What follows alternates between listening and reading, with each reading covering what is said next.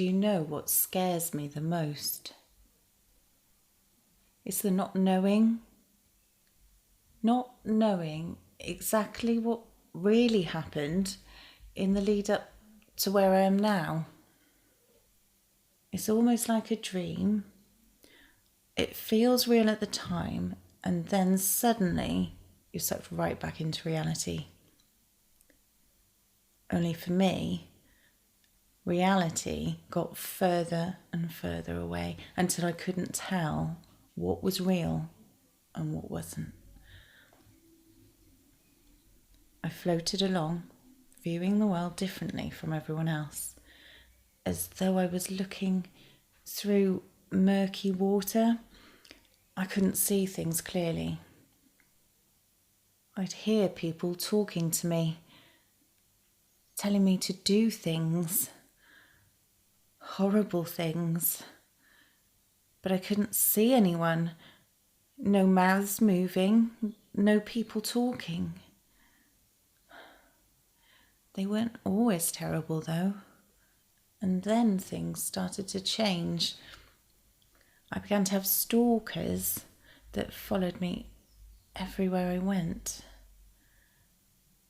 They became obsessed and listened to my every word. I became more and more suspicious and paranoid. I was watched everywhere.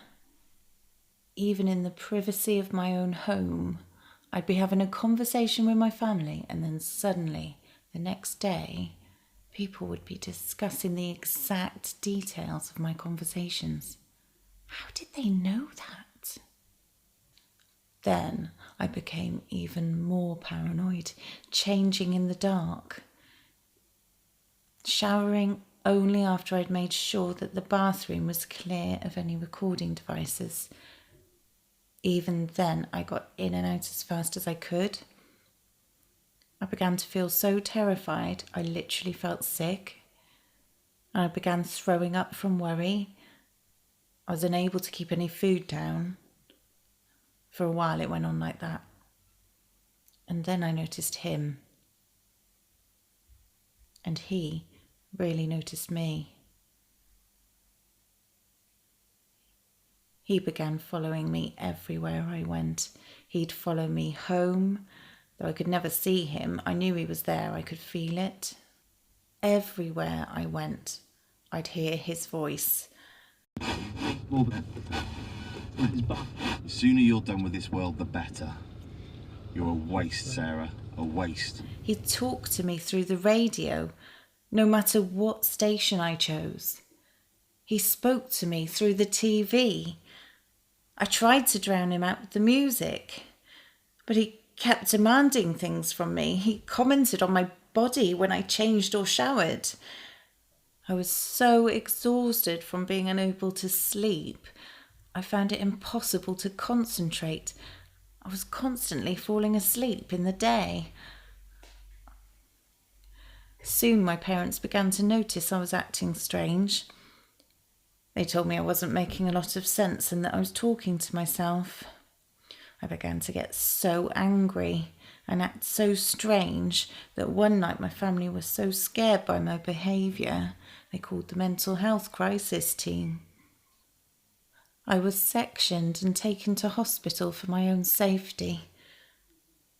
And they put me on antipsychotics, which made me feel like a vegetable, and my words started to go a bit. For a while, things were bad.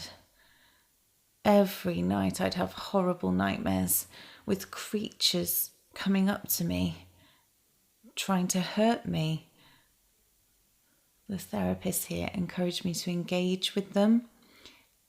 And you know, that's actually helped. I'm not scared of them anymore. I stopped hearing his voice as often, and the creatures at night became less and less scary. Though I am happy to be feeling better, the medications did have one rather unpleasant side effect. They made me gain weight. I should be going home soon, and I'm feeling more positive about that.